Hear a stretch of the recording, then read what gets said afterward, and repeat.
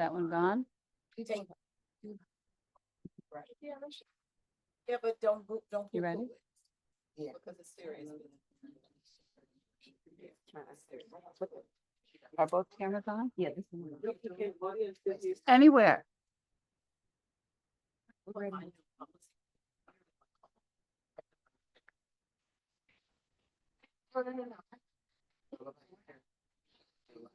Got both online? Come on in and join us.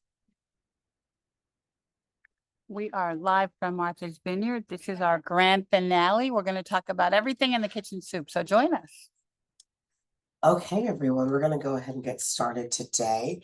We are here for our, it's crazy to say, but our very last day of Talks Wellness 2025. We have had an amazing 2 weeks of programming. We have covered mental health.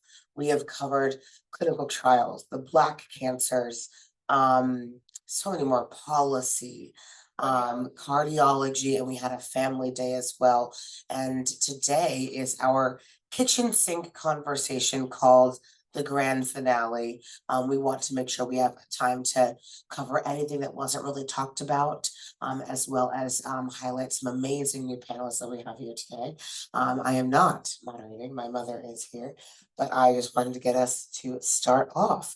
And if you guys don't mind, can I show a video first? Yeah. Okay, cool. I'm gonna show a video from our pharma partners at AstraZeneca. This is a video that was sent to us, and I want to, on the day that, like, the one day our Wi-Fi didn't work. And so we're gonna play that first. It is about clinical trials, and then we will jump into our panel.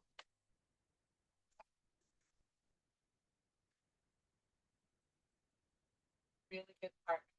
They sponsor pretty much everything we do. And we're working with them to recruit Black women for their breast cancer trials. And so we provide our nurse navigation for them, and Here we go. they're our partner. I mean,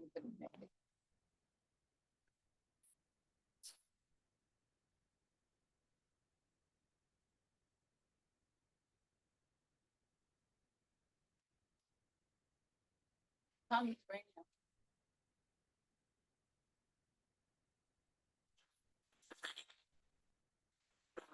My name is Kelly Williams. I serve as Global Senior Director of Patient Sciences at AstraZeneca. Every day, I think about the individuals whose futures depend on the next breakthrough in breast cancer care.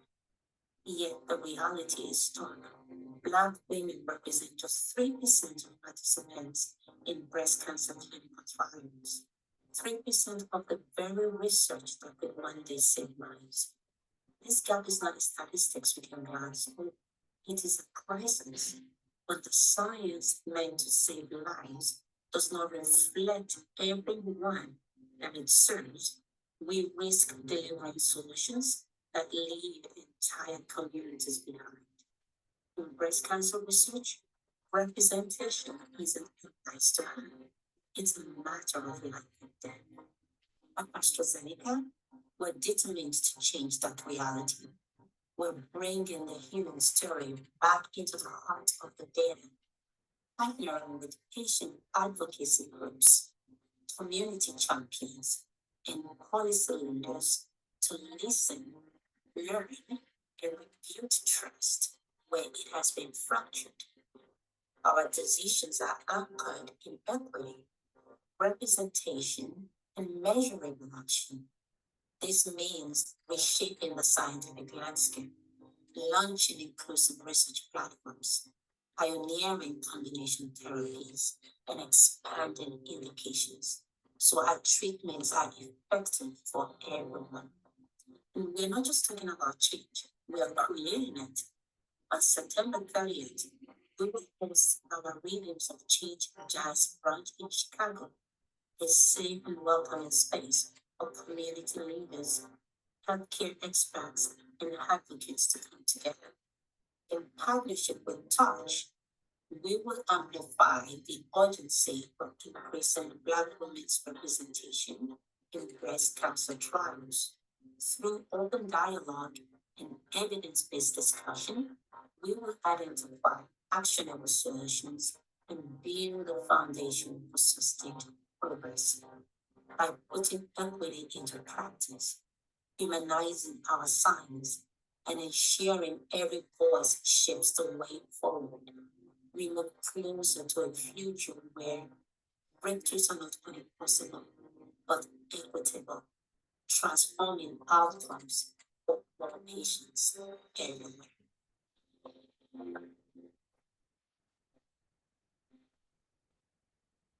So if you're in Chicago, join us for a jazz brunch. And if not, that's something that we've been working to take on the road over time. So we are now going to jump in. We have some amazing panelists here, so let's go ahead. September 30th in Chicago, be there. So I first want to introduce my precious Lynx sister and the 16th past president of the Lynx Incorporated, Thank you so much. national president. Thank you so much, Ricky. It's an honor to be here, and I'm very excited about all the great work you're doing, and especially on the island for the last 2 I weeks. saw her the other day and I scooped her up and said, you have to come over here. And my Lynx sister, Stephanie Cummings, introduce yourself, please, Missy. Thank you. Thank you. My name is Stephanie Cummings-Carr, and like Ricky, as she mentioned, we're also in the same Silver Spring, Maryland chapter of the Lynx. And she thought it would be great for me to come and just share my journey of endometriosis.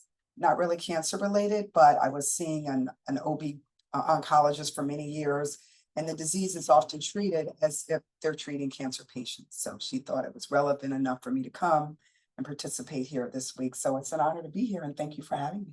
Great, so we really want to talk about anything and everything that, and I'll let these lovelies talk about what they do and what their experiences are and share their stories. But we also wanted to talk about caregiving and just family health overall. You know, I think one of the things that we've been trying to do for the past, I guess, 14 days on here on the vineyard is to bring these important health conversations to the kitchen table, to the beach, to the porch, to your families, to our families, because the secrets that Black people are keeping in our families are killing us.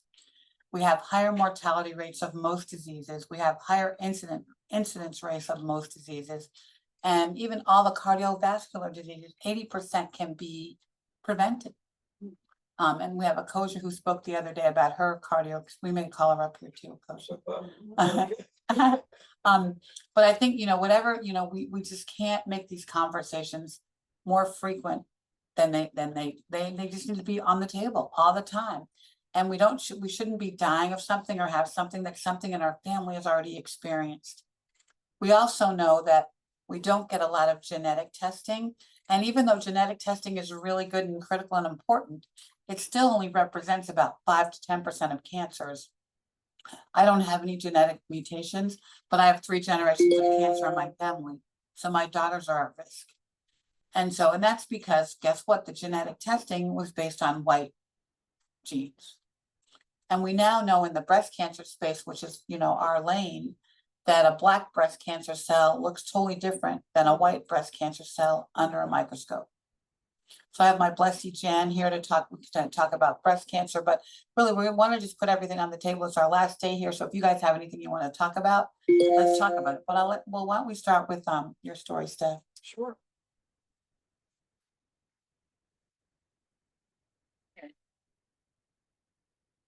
So I was diagnosed with endometriosis in my early 20s. I was diagnosed by a physician. So endometriosis, would have me explain it. It is basically when you have your menstrual cycle, and Dr. Glenda can probably better describe it than I can, but when you have your menstrual cycle every month, instead of your flow coming out, some of it lingers behind and attaches to the uterine wall, and it can be very painful over time. And then it builds up adhesions.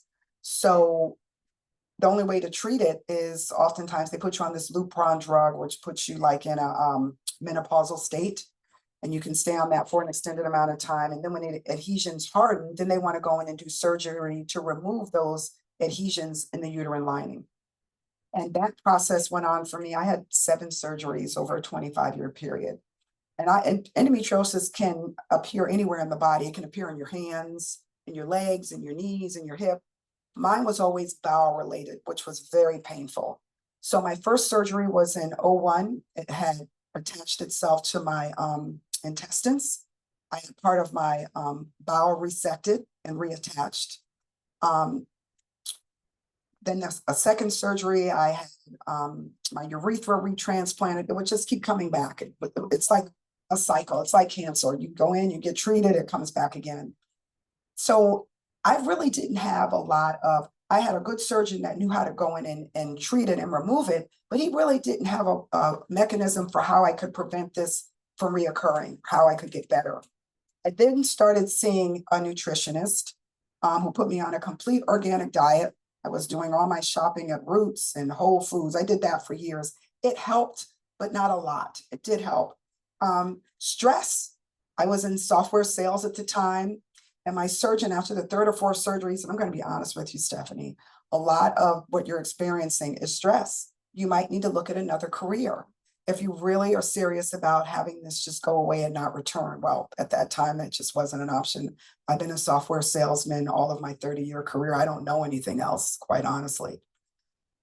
Fast forward, 2016, 2017, I got really sick. I was in bed for 2 weeks. I thought I had the flu. I mean, I was so sick, I couldn't get my head off the pillow. I finally had my cousin take me to the emergency room. It turns out I had a urinary tract infection, but I had no symptoms. Now, we're all ladies. I'm sure many of you have had UTIs before, and when you have them, you know you have them. You are on fire down there. I had no symptoms whatsoever. And I remember the nurse came in, I had the urine in this cup, and I set it on top of the table near the bed. She said, Stephanie, you have a really nasty UTI infection. I'm like, really? I said, is that why I'm so sick? And she said, yeah. And I also noticed the urine in my cup was like a really dark, burnt, like burgundy color. Hadn't paid it any attention. I stayed in the hospital a few hours, left around 3 or 4 o'clock in the morning. They gave me some antibiotics to go home with. Went home with them, was in bed Saturday, Sunday. Monday, I still wasn't feeling any better. I called my OB-oncologist, Dr. Paul McGould. He's based out of Bethesda, Maryland. Told him what my symptoms were. He said, you know what, why don't you come back, Stephanie? We're just going to admit you. I was in the hospital for 7 days. My body became septic because I had gone untreated with this UTI for so long. You know, I was admitted. I was in the hospital for 7 days, very sick. And eventually the antibiotics did help. I started feeling better. They sent me home. But what was shocking, I was sharing with Dr. Glenda, my period never came back. I went into menopause. That UTI infection and the whole infection and sepsis caused me to go in menopausal state.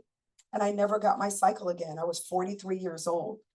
So the bittersweet part is my endometriosis went away. I never had any more pain after that. Now, let me just share, during my 25-year cycle with endometriosis, I was trying to manage pain every single day. You know, every month my period would come, like I was taking 800 milligrams of Motrin a day just to get through the day for years and years and years. And that just became my norm. So to have it just dissipate and go away like that was really a blessing. I knew that was the end of me being able to have children. I was not able to have children. I looked into freezing my eggs 20 years ago, but I was discouraged from that because the technology wasn't as advanced as it is now. And it was very expensive as it is now, not as expensive, but I remember my physician telling me, I don't want you spending that kind of money because I'm not guaranteed that you're not going to have mongoloid kids when you get ready to process these eggs. So we're not going to do that. But I share with young people, I have a lot of mentees, a lot of young, beautiful Black girls that are in their 30s, unmarried, trying to meet the right guy. It hasn't happened yet.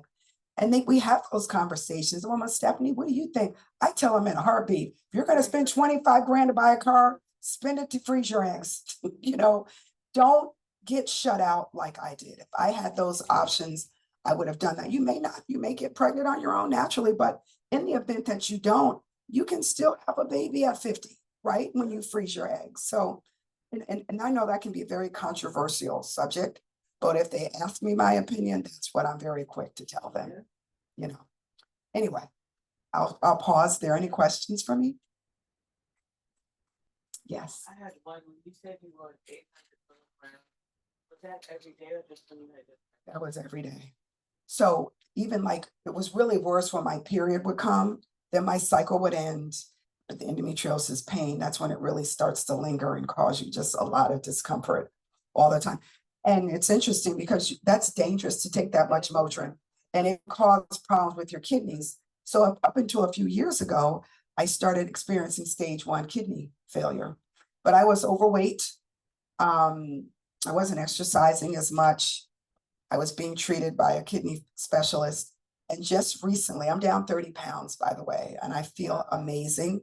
I've been doing Wegovy. I don't know why that's such a big secret. It's worked wonders for me. But because my weight is down, because I'm exercising, and I run 3 miles every day. I'm doing that for a long time, a long, long time. My numbers are back normal again. I don't have the high protein in my urine count that I did. So I said to my doctor, what is this from? He says, well, he said, keep it down, because I noticed when my weight fluctuated, my protein increased in my urine. And we never want to have protein in our urine because that's stage 1 kidney failure. And I said, well, do you think it's from that years of abusing Motrin, which is really what I was doing? He said, it didn't help. I won't say that's what it was from, but that certainly didn't help. So, but I had to do that just to get through the day. I still had to work. I had a career, right? And I can remember how it impacted my just quality of life. You imagine just being in pain all day, every day, right? You know, you go to meeting. I would actually schedule calls around when I knew my cycle was going to come, because I knew I'd be in bed for 2 or 3 days. You know, it's crazy, but yeah. Chronic disease, right? Mhm.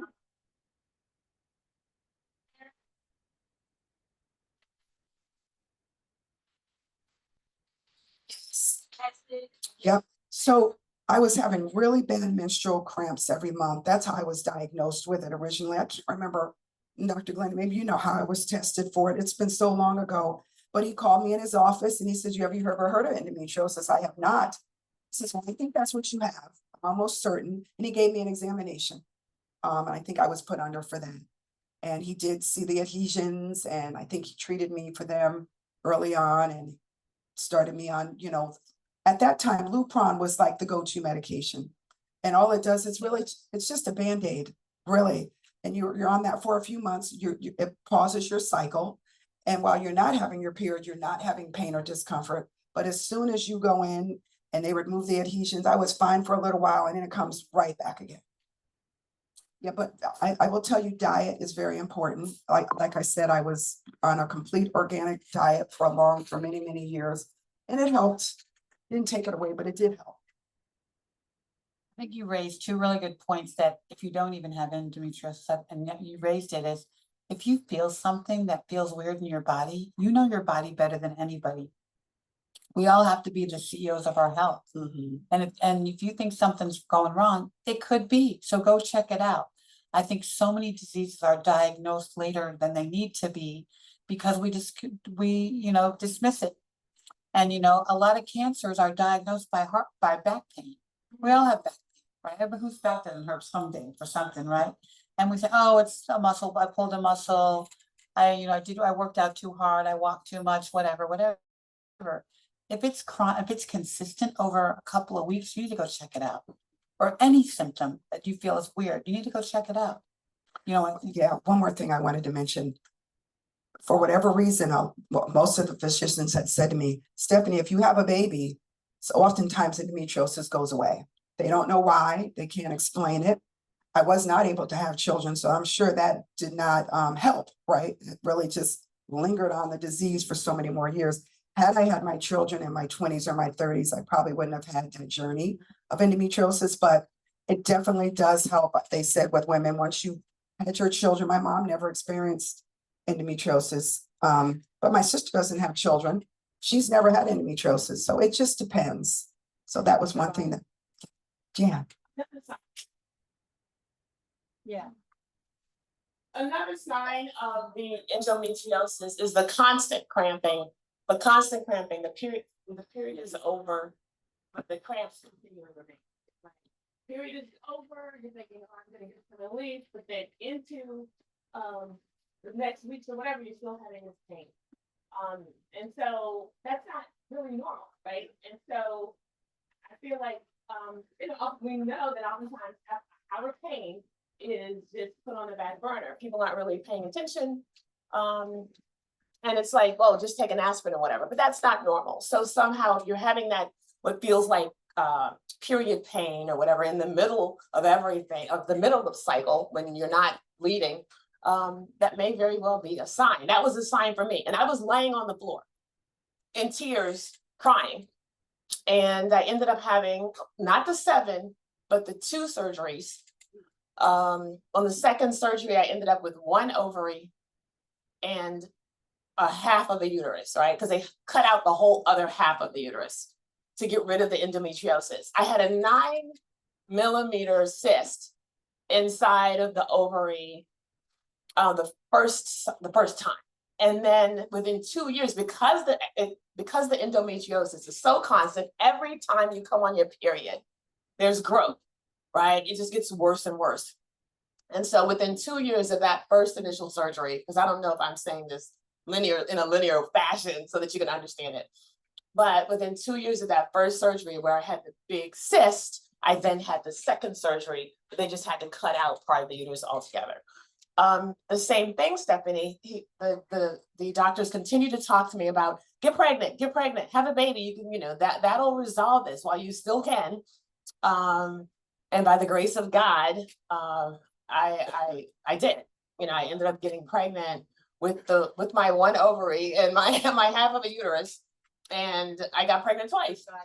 Praise God. And so, there is some truth to that, because once I had the children, I did not have the cramping and everything. It just kind of flushed out everything. So, like Ricky mentioned, check your, know your body, and just having pain just out of the blue continuously, it's not normal. It's not normal. So just It's not make sure we're getting it checked out. Yeah, and thank you for bringing that up too, Jan. Even as a teenager, I had horrible menstrual cycles, crawled up in a ball as a teenager. To your point, that's just not normal. And I would go to the doctors, and I was taking a leave back then. I was a teenager, but it was only till I was in my early 20s that I was finally diagnosed with that. So yes, if you have daughters or granddaughters that are experiencing that, get the extra testing done just to make sure to rule that out.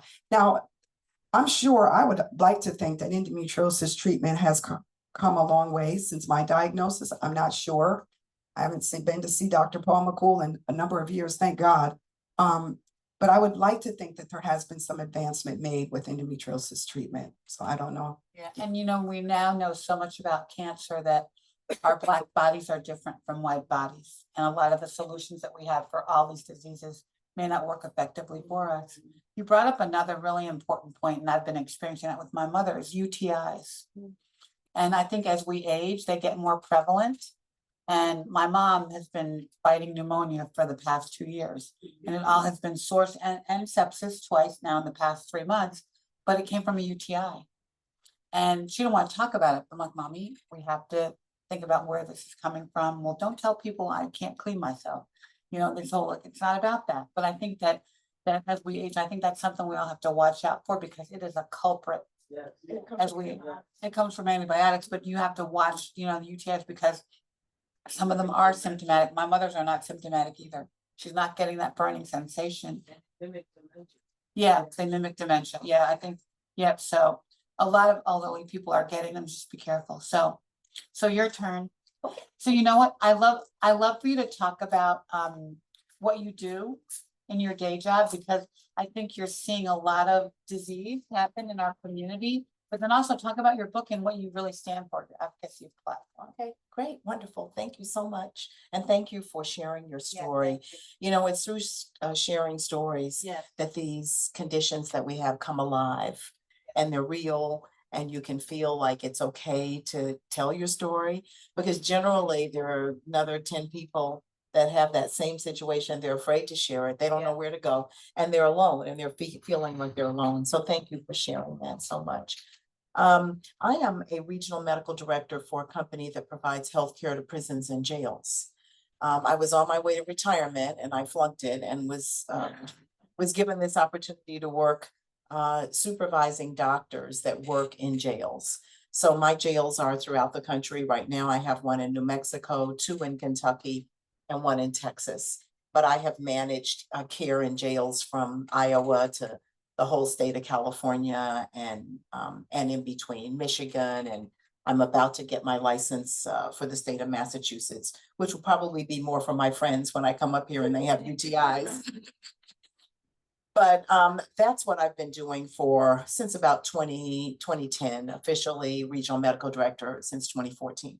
I enjoy the work. I don't have as much direct care of patients because I'm in a regional role and it gives me the opportunity to be able to do something different. I had done medicine for probably over 30 years. And so this gives me an opportunity to do a little bit of HR, a little bit of finance, business development, marketing, and I'm confident I have ADD. So this just gives me a chance to With your girlfriend, we all have it. every morning when I wake up, I have no idea what the day will bring. I have God's in control. Yeah, I have a few scheduled meetings, every day, but I never know what kind of problem I'm gonna need to fix. So it's fun, in the sense that I feel like I'm impacting and helping because I'm overseeing to try to make sure that the care that the detainees are getting is quality care. We are standardized most of my jails by something that you are familiar with through JACO for hospitals. It's a similar kind of a thing. So we have guidelines. A lot of people think those of us that work in correctional medicine can't get jobs elsewhere. Not the case.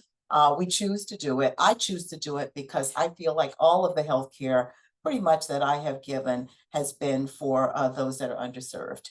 I've worked for Planned Parenthood for 14 years. And I've worked in FQHCs for probably 5 or 6 years. And I've been doing this since about 2010. I sort of like taking care of people that I feel have real medical problems. Not that we don't have real medical problems, but I have taken care of quite a few of the worried well. And it just feels a little bit more rewarding to take care of somebody that has blood pressure out of control or diabetes out of control. These detainees, and I also say that to my doctors, they're not prisoners. They're detainees. They have been arrested and they have been identified, just like I can be arrested and identified and detained. They have not been convicted of anything. So also part of what I do is to teach my docs to treat these people with respect, Mr. Jones, Mrs. Jones, and to not promise them things that you can't deliver on, but to be honest. I love the work. I'm looking to transition though into doing something a little bit less 40 hours a week. So because I want to spend more time here. And then You can be on my board. and we can talk. But the other thing that I really have a passion for is advocacy. And about a little over 10 years or so ago, my colleague and I wrote a book on how to advocate for yourself. And the passion behind the book was really all about medical experiences that I had had in my own family. So the stories that are in the book, the case reports are all real. We've changed all the names and the locations to protect the innocents for obvious reasons. But part of the passion behind it was my feeling was, if this is happening to my mother or my son or my daughter, and I'm sitting there at the bedside and they know I'm a medical doctor, then what happens to other people who are not medical? They're not nurses, they're not LPNs, they're not even medical assistants. And the medical environment can be very intimidating. And when you're sick, it is very, very difficult to advocate for yourself because you're hurting, you're scared, and there's information that you think will come to you and you really don't even want to hear it because you're thinking it's going to be something that's terminal. So we were motivated to write this book because we would go to things like this and we would share stories and everybody would feel like it was really good information, and that they could take it to where they needed to go. But we felt it needed to be just sort of put together in a book. We tried to go to companies and to work with corporations through their HR department. We were given a big stop sign. They didn't want us in there. We tried to convince them that if we talk with employees and help them better be able to communicate, navigate, and then advocate, then they'd be more productive. So we talk a little bit in the book about how to talk so the doctor will listen, how to talk so you can actually get that 3:30 afternoon appointment for your child and not go sit in the emergency room all day and miss a whole day of work and watch all the chest painters, the gunshot wounds, the stabs, the head traumas roll right past you in the emergency room because you're not that acute. Because what you have is not what really needs to be in the emergency room. It needs to be in your doctor's office as a, an urgent care appointment or something like that. We also talk about the importance of and how to ask for a second opinion, because every, having a relationship with a doctor, there's chemistry. And sometimes it works and sometimes it doesn't. I will say to you, as I've said to many, if you live long enough, you'll end up, if none of you have any doctor's appointments other than your annual, just keep on living and you will find that there's somebody else. And so I'm at that point now where I got a bunch of doctors I need to see. And I actually had to fire one of them last year. I talk about this, it's been in my book, and I found myself in a situation saying, why am I staying here? Why tolerate this? I go around the country and speak about, firing your doctor. And I had two of them actually. Both of them had not been appropriate. And so I had to make a decision. I said, I'm going to fire both of them. But then I had to be logical. You have to really think about your situation. There are not a lot of doctors out here. So it's sort of like, well, you're going to yell at the person where you're here at the vineyard, but if you don't have a place to sleep, you're in trouble. Yeah. So I had to really think about, are you going to really fire these people? Why are you firing these people? What is it that they did or didn't do? So I made a decision to really only fire one, the one that I thought was the most critical, and to find another one. And then I said, let me wait. And then after I've gotten established, don't leave yourself high and dry firing doctors, let me tell you, because it's not easy to get another appointment. So I waited, and then God stepped in. I had to see the second doctor that I was going to fire. I went in there with a problem that was unrelated to her condition, but she jumped and said, let me get that test for you. And I'm going to order it stat. And let me order this for you stat. And she just marched me through a whole nother area of medicine. And I walked back and said, okay, God, I guess I needed to slow down, because sometimes some of the anxiety around you feeling that you need to fire is within you. And so it's important that when you make that step to do that, that you really know what you're doing. We teach in our book that effective communication and savvy navigation leads to appropriate advocacy. Say that again. Effective communication, savvy navigation leads to appropriate advocacy. I do not believe that you can advocate if you cannot communicate. And if you cannot navigate, then you cannot advocate. So you've got to be able to understand the lingo. We have a glossary in the back of our book. So there are some acronyms that are there that will help, help you. You need to be able to understand the lingo. You also need to understand navigation, which means what kind of insurance do you have? Just because you work for a 5-star company doesn't mean you're going to get 5-star health care. And that needs to be very clear across the board. So many people think, oh, I work for so-and-so, I got the best insurance.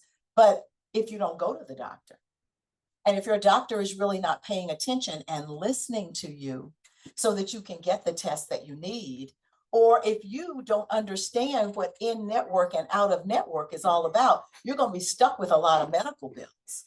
So communicate, navigate, and then you can advocate.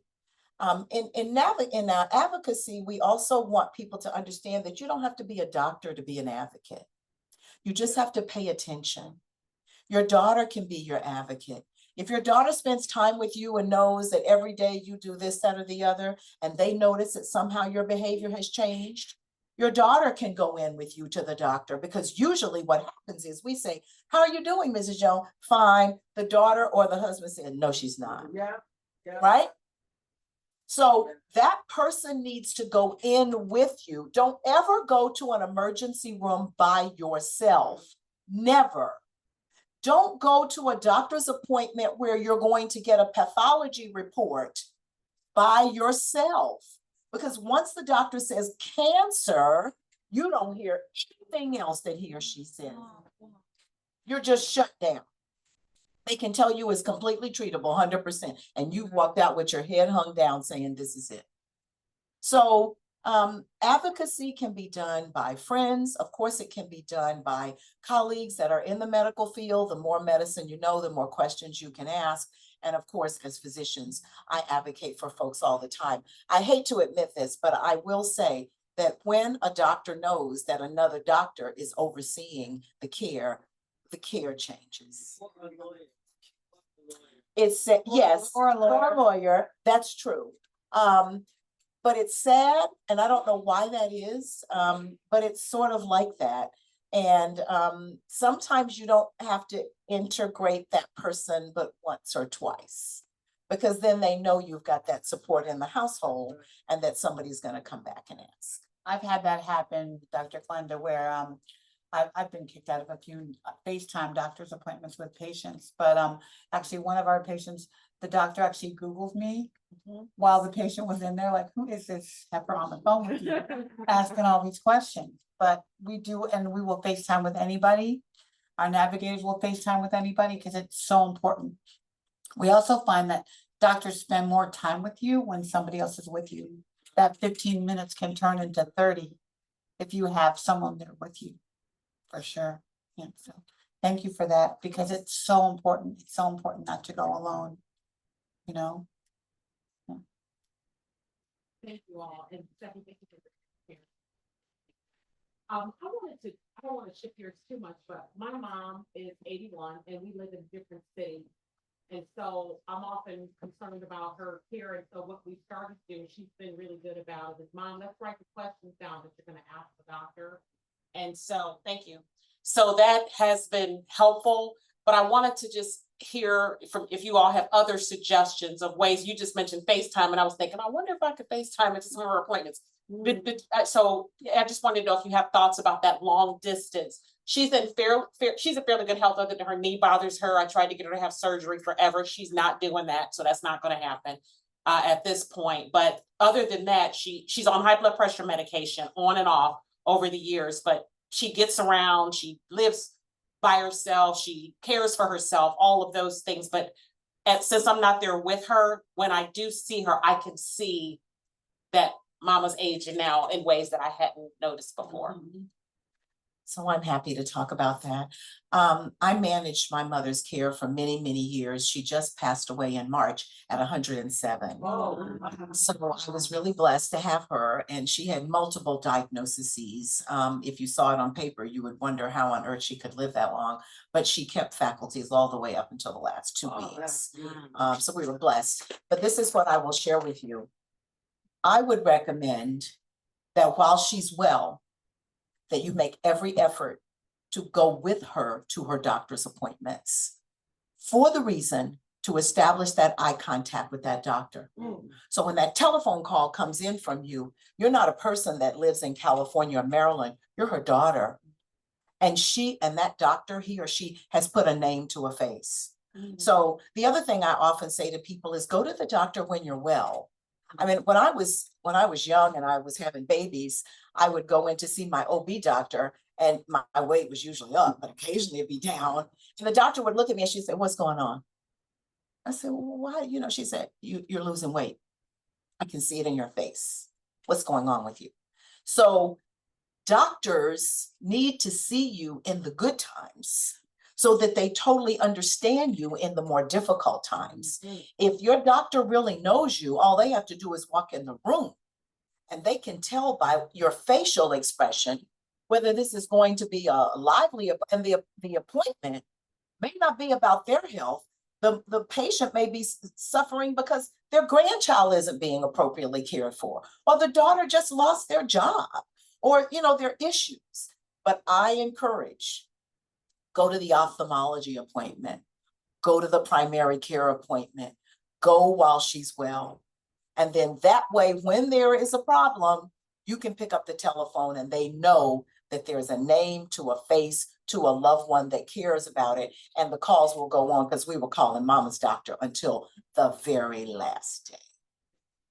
I would definitely support that. My mom is 92 and I know all the doctors. They all know me. I'm a pain in their butt. I will call them my mother as well. We're doing really good. We haven't had an issue for a couple months, and I definitely build a relationship with the doctors, Let me give you one trick. This little trick. I don't know that a lot of people do it, but this is what we did. My mother had, I can tell it now because she's passed on. She never let us tell it, but she was a breast cancer survivor and a colon cancer survivor. And so Bless her. obviously that tells you about my history. Yeah. But none of those diseases took her out. It was a stroke that took her out at 107. But one of the things that we used to do, the first surgeon that went in that did her breast surgery, we were just so, and my sister's a doctor also. We were so enamored with the doctor, you know, we went out to the store and we bought him the baddest shirt and sweater and brought it back to his office and dropped it off, you know, just so grateful that she had made it through the surgery and all of that. 8, 9, 10 years later, she comes up with colon cancer. And I'm sitting in the waiting room waiting for them to tell me that she's okay. And he had told me that the surgery would be, you know, an hour and a half or something. And we're in 2 hours and I'm just sitting there, oh Lord, what's going on? They called for me to say, come to the front. I thought it was that call that things weren't going well. They said, oh no, the surgeon wanted us to let you know that things are going fine. But he found a little bit more in there than he expected. And he feels that her heart is good enough to stay on the table, and he's going to track and pull all that cancer completely off of all of those ureters to try to be able to improve her longevity. And we turned around and we got him something else after that. Right. And then when mom would go into the hospital, we would always bring bagels to the nurses station. Let me tell you, working in a hospital, we do a lot of eating there. It's nervous eating. And so I always, when mom is in the hospital, we bring bagels to the floor, put your name on the outside. This is from Mrs. Jones, bed 2276A. I'm telling you, they know when she rings her bell, they go, because they all benefited from the bagels. And don't just stop with that. Come in another day with something else. This is something my sister and I have done. We're both doctors. We eat it. We know what we do. When we are working in the hospital and who brought that food in? So it is a way of caring, I feel, and giving love to the people that are caring and giving love to your loved one, because not always can the nurse assigned to your mama be the one that's going to respond to your mama's bell. It may have to be a nurse that's got another patient that takes time out of her, whatever she's doing. So be good and be kind to the people that care for your loved ones, because I think it will matter too. I totally support that. The Ward 3 and Walter Reed, I know all the nurses. I bring them food, I bring them lunch, I bring them Starbucks, and they know me. You know, they know my mother's been there probably 6 times this year, but they know it. And I mean, I still bake a pound cake for my chemo nurse and send it to her every nurse's day, because she took care of me. You know, it's been 13 years. I still send her a pound cake every May 5th.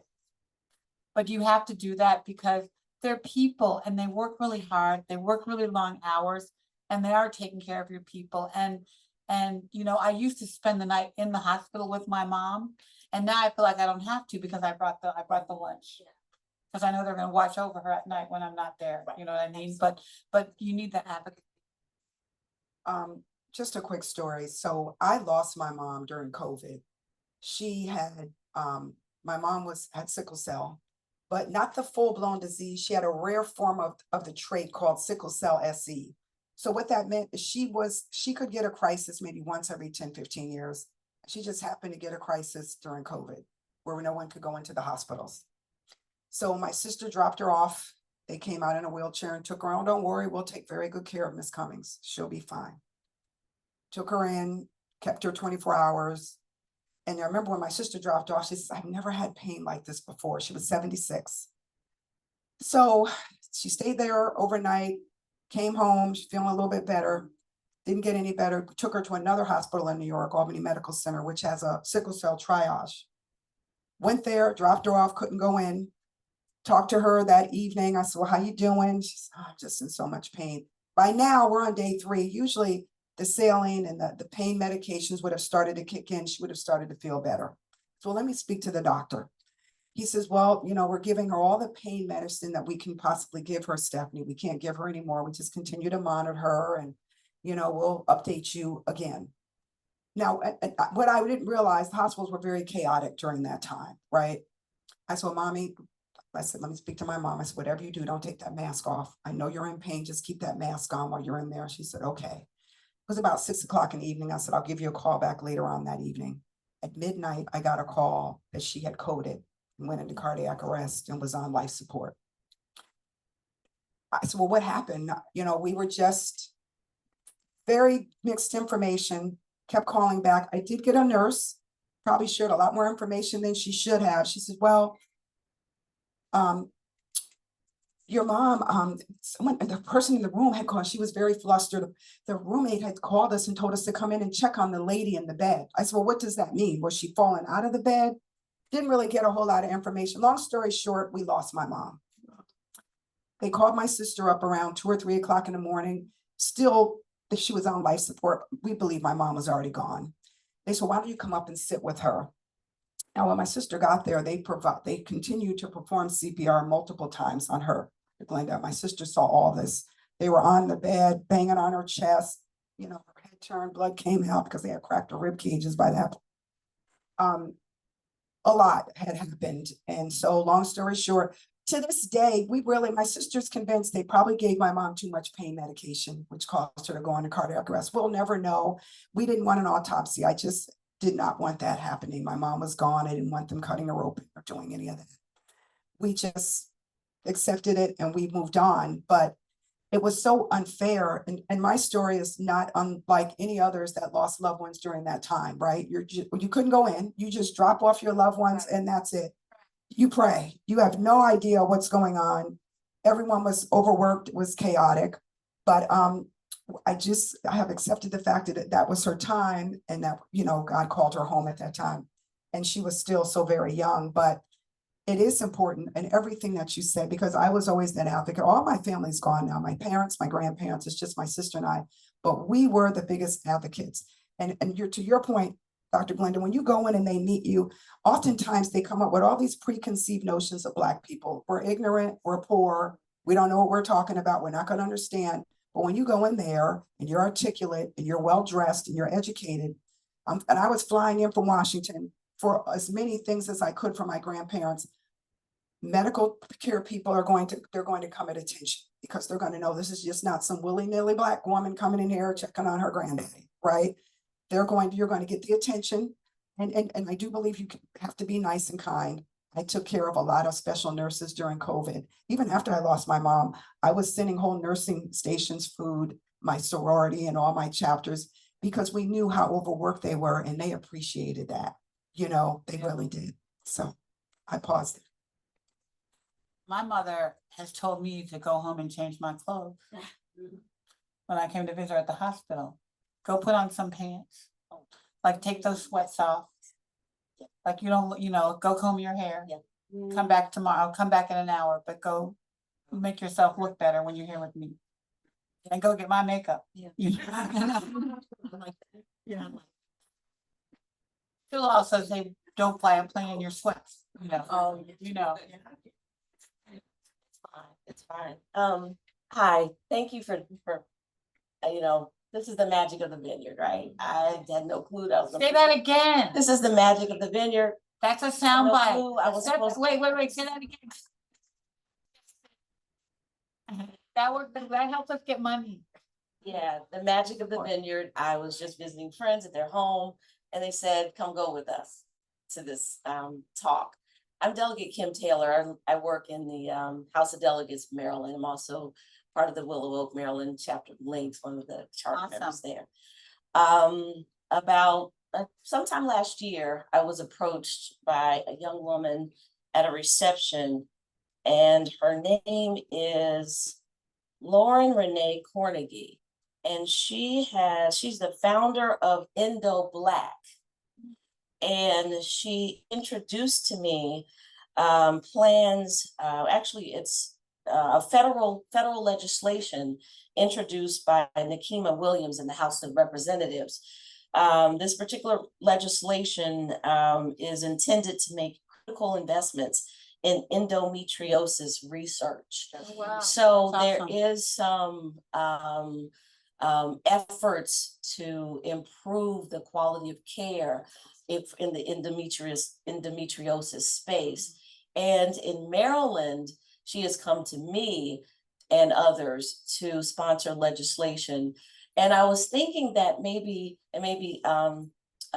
Dr. Newell, you would know this, that there may be a gene that if identified would identified a predisposition to endometriosis, and maybe on the state level, we can ensure that insurance companies fund that test. So maybe you can. Yeah, comment on I can't personally speak to that, but I'm excited to hear that this is going on. I will have very to excited. say though, that what troubles me the most about what's going on in this country right now has to do with blocking the clinical trial work. Yeah. That's what, because we are gonna be the people that we already were not in the studies like we should be, because some of us are still dealing with Tuskegee. Yeah. And we don't really understand the value of us being in these studies, so that when the decision is being made for you to get a certain treatment, then those people that were in the study look like you, walk like you, act like you, participate in the things. But it opens up a lot of doors. Many of these genetic tests are extremely expensive. And insurance companies will refuse to pay for them. And they are not in addition to like the scan that you were telling me about earlier today, the breast scan that really is only covered through. So this is really, these BRCA tests and so forth, they are part of routine medical care with certain medical conditions. But that's the other piece about advocating. You have to get on the telephone and you've got to start having conversations. I almost said argue, but you don't want to argue, but you're needing to have conversations. I think to your point, the biggest thing are clinical trials. Yes. We've got to get involved in the Got- clinical trials, because in the absence of us being in the trials, we are being treated. You know how they talk about this was studied in mice? And we're giving you a medication because it was studied in mice.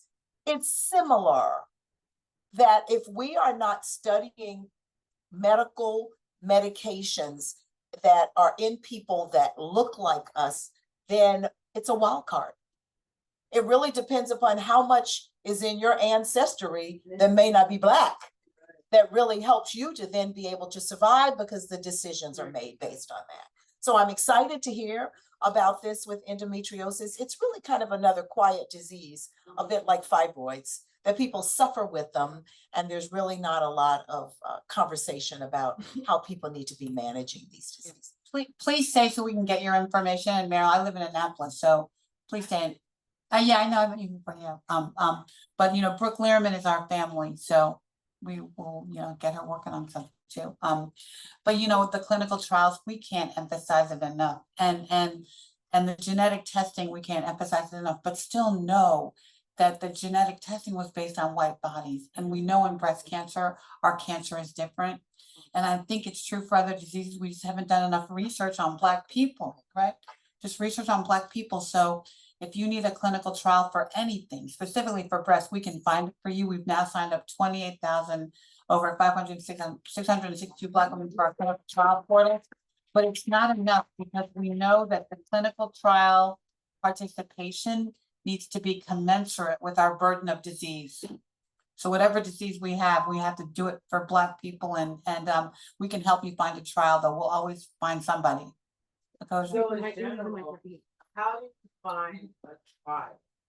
Like, I have a coworker whose mother had, let's say, uterine cancer. And I, because I know you, was pushing, oh my God, you have to get her in a trial, you have to get her in a trial. So the doctors were resistant to get her into a trial. I also have lipoprotein A, and would be interested in possibly exploring getting in a trial. We'll get you in one. Lily's doing a bunch of them. Novartis is doing a bunch of them. So, you know, doctors don't invite us. And, you know, you mentioned Tuskegee. And so, you know, I did a manuscript a few years ago from a research study that we did.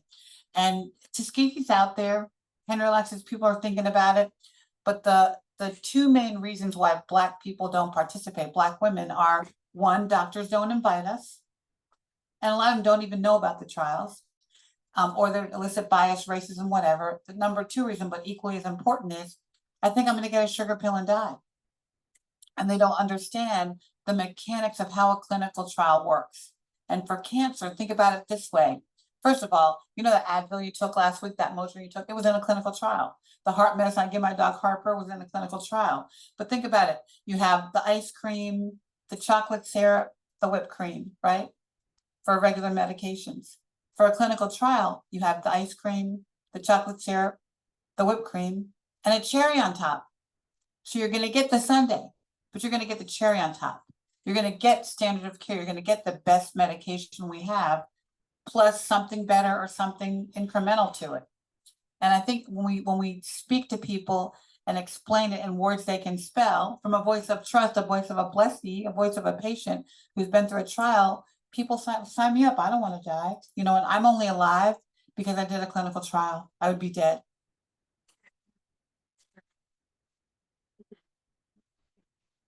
You always are, my friend. Whenever you about a medication, the fine or the fast talk after talks about liver and kidney damage.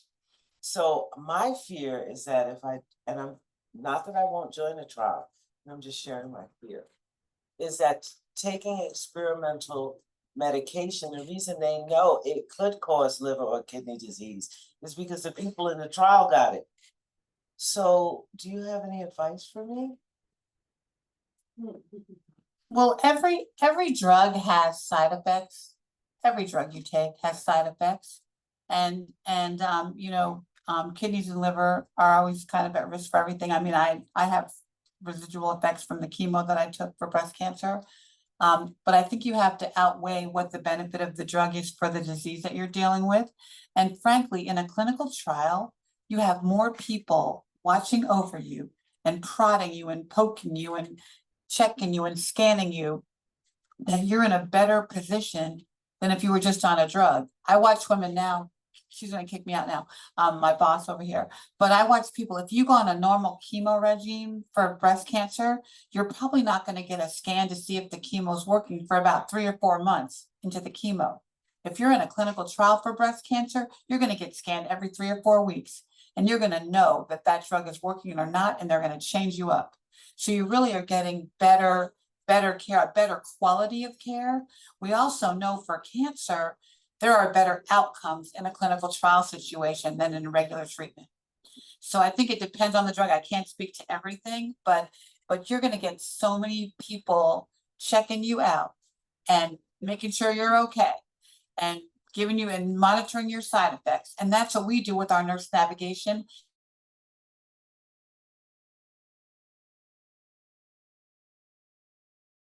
Experience and help you with the resources you need to deal with the side effects, but also to understand the complications. Does that make you feel better? Well, and I'm not gonna take her testimony like Ricky, but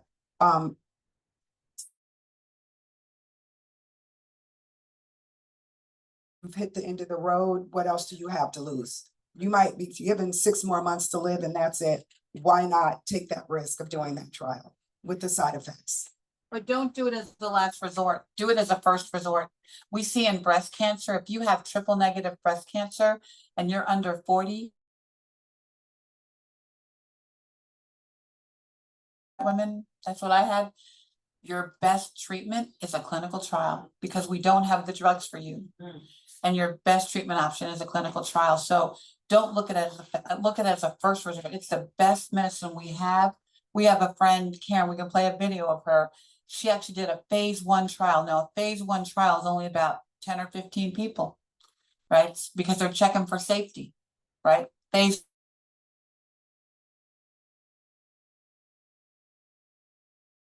checking for how to fare against the current drugs that we have. But a phase 1 trial, a lot of people go into it as a last resort. My friend Karen, they gave her a 3% chance of living with her triple negative metastatic breast cancer. She did the trial, she's fine. That drug never made it to the market.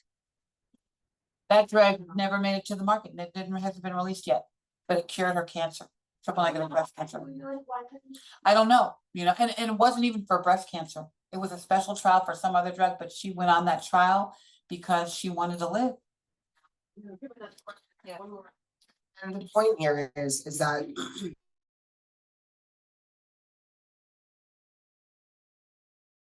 work, the thing that like might work, right? Cause like the current medicine is not proven to work on our bodies. If it did, we wouldn't be having these conversations. Especially for things like triple negative, especially for things. We're gonna take one more question. Hi, my name is Francine and I've been in education. I was an educator for 34 years of teaching, Prince administration and all. I retired and I was able to retire very young at 55.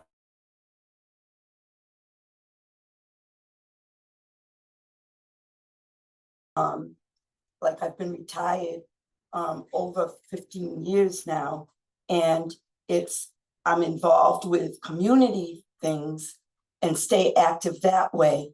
But now at 73 years old, I'm finding that I'm losing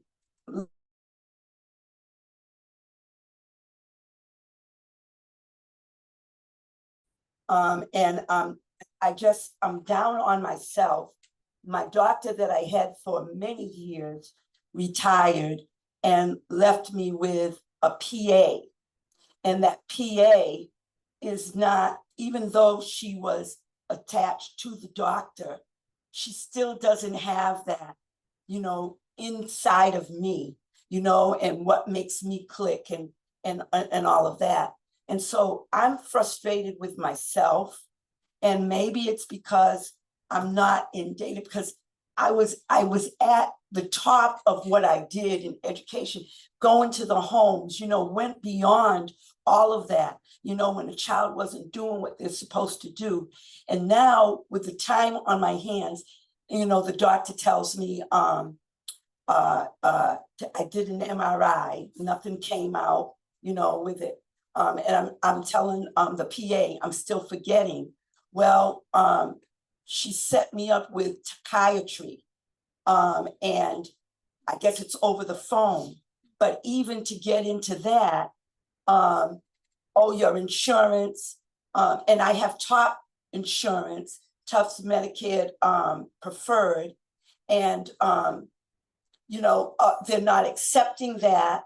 And in the meantime, I'm frustrated. I get frustrated at a lot of things because I'm not working my brain as I did on top of everybody and everything.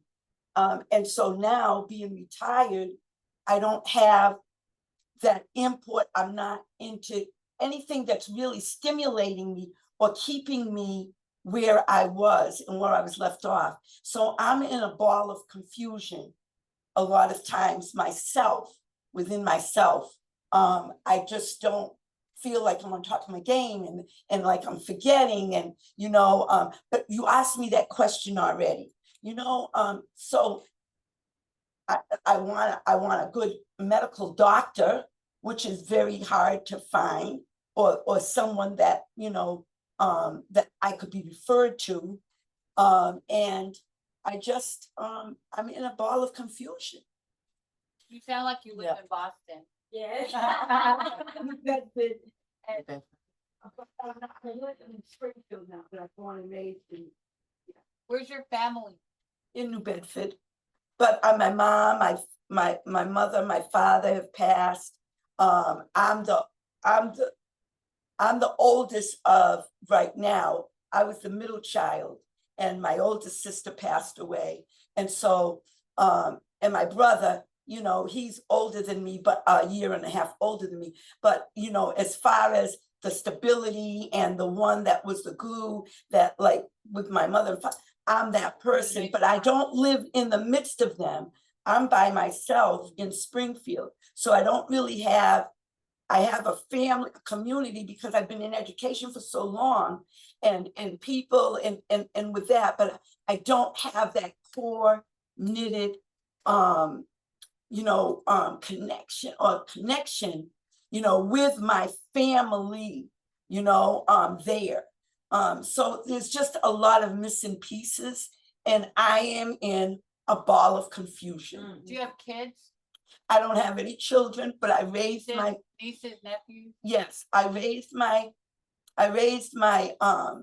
two nieces. They were my sister's children. I raised them from babies, but now they're on their own. One has 4 boys. She's kind of like in a confused state of her own.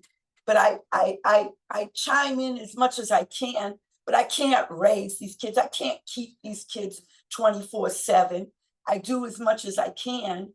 And the other daughter, niece that I raised, my daughter, she's in Virginia. I don't get to see her as often, but we connect through phone or talking. So I have 5 grandchildren through my nieces, that I try to stay in, and they've got a lot going on, so.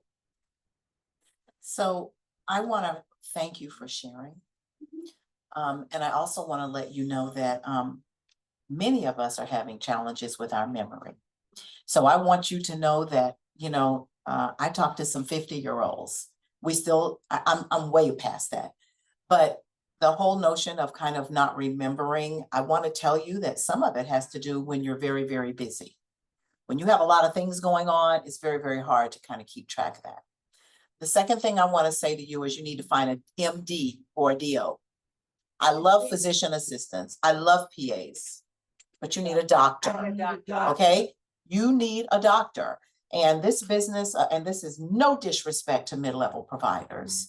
I work with them all the time and have been supervising nurse practitioners and PAs for 35 years. But there is a difference in our training, and there is a difference in our experience. And if you are having a situation and it's being cared for by a PA or an NP and everything's going well, great. But when it's not, you need to step it up a notch. I encourage you to talk to your friends. The best referral for another doctor is another patient. So talk to your friends and find out if you're connected with a church. Find out who some of your church members are that are seeing. You need a new doctor. That's the first thing. And then maybe there might be some people within your church or any other organization that might be able to sort of support you.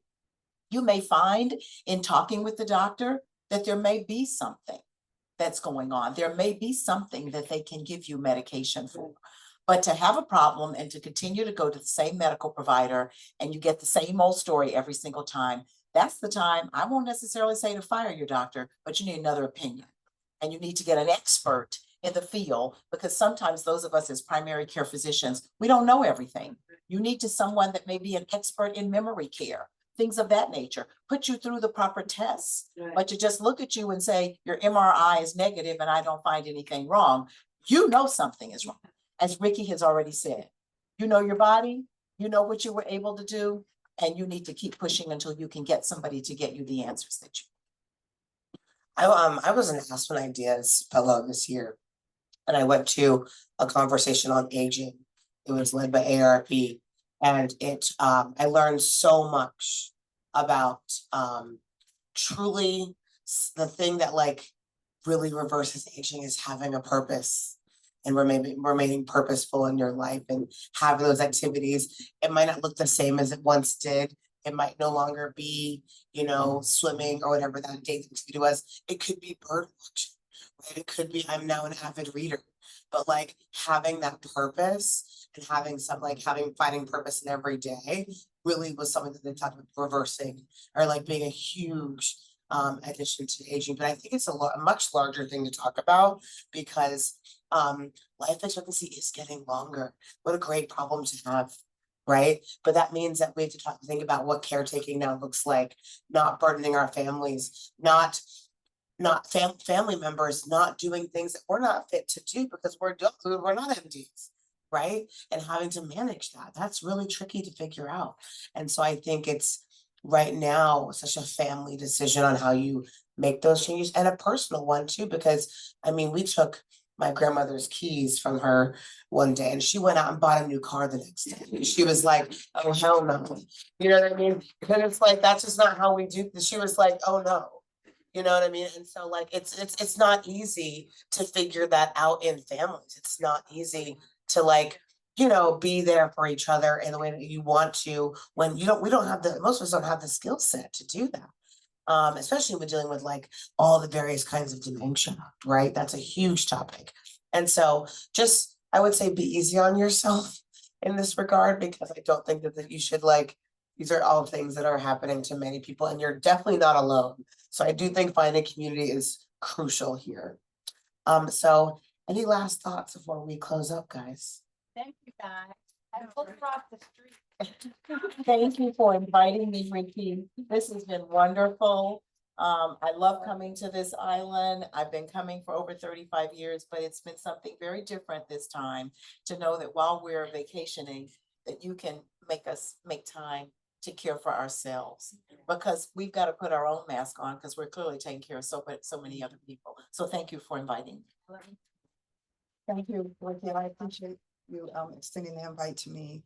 You know, when I share my story, it's just my testimony. And if anything that I shared can help the next person that's coming along, that's experiencing these, symptoms of this horrific disease, and I can make their road a little bit easier than it was for me, I'm here for it. So thank you for having me. Thank you. I think the takeaway from these last 2 weeks is, The takeaway from these last 2 weeks, and we've been talking about everything, is be the CEO of your own health. Be the CEO of your family's health. Know your body, know your history, know her story. We have a great worksheet in our bags that we're giving out called Know Your Her Story that Haley developed. She's a teacher, so everything's a worksheet. You can do it online, but you can sit down with everybody in your family at a family meal on the beach, on the porch while you're here, and know what people have. You just put it out there. Know your numbers. Know your A1C, your PSA, your blood pressure. When was your last mammogram? Talk to the men in your family. Everybody's connected. We know there's a connection between breast cancer and prostate cancer and colon cancer. Be diligent about your health. You're in control of a lot of things. Take a walk, talk to God. You're right here in a beautiful space. You can do that at home. You don't need a gym membership. You don't need to pay a lot of money for it. It's all right here in nature. So just take a walk, get a dog. I walk my dog every 2 miles every day. But I think, we can be healthier as a people. So take responsibility for that, and be the CEO of your own health, and check the breasts that you love. I know you have a pair. I know there's a lot in your family that you care about. So check them. We'll be here next year. We're so excited to do this work. It's my God job. And next year I'll have another baby with me. But we're, just take care of yourself and take care of your families, enjoy your vacation, but use this as an opportunity. You're here with your families, talk to them, pull all the stuff out of it. And just to close this out, clearly we're having a links panel next year because that has to happen. So please, do all the things that were said here, take all the advice, act on these things, even when no one's looking, keep your appointments. We're closing out our programming that we've had for 2 weeks, which is so nice, but we still have a couple more things going on. Today, we are doing a movie screening of the Whitmore Project, starting in just an hour. So we're gonna do a quick turnover. We have a very exciting Touch Talent show that might just feature us staying in this house, but come enjoy it. Count as a talent. Lip syncing Count. If you want to hold the mic, we'll turn it off. Do what you gotta do. We also are hosting our first annual booby trap party tonight. So if you want to come and dance and have a good time, please join us. And lastly, we want to definitely thank all of our amazing sponsors for allowing us to be here, which includes ARP, Gilead, Exact Sciences, ASI. ASI actually provided these little fanny pads that are in the bags, and those are for endometrial cancer because they do have a little mirror, so you can just check everything out. Also Daiichi Sankyo, Pfizer, Merck, Novartis, AstraZeneca, and our biggest sponsor, Genentech. And if you would like to participate more, please scan this QR code. On this QR code, you'll find a place to donate. If you want to donate to get a t-shirt, a scarf, a fan, because you're going to be doing the fan dance tonight, please do that. There's also a really important survey that helps us come back next year and provide even better education for this community. So please scan, enjoy, grab a snack, and then we will hopefully see you guys later on today. And enjoy this last beautiful day as well. Make sure we have your information. Oh yeah, if you did not sign our sign up sheet, please do so because we want to be able to contact you. We are often on the road and we'll probably be in your city. Not me right now, but the team definitely will. So sign up, do our survey. If you want a paper copy of the survey, I have those as well. So thank you guys all for coming, and one more round of applause for our panelists.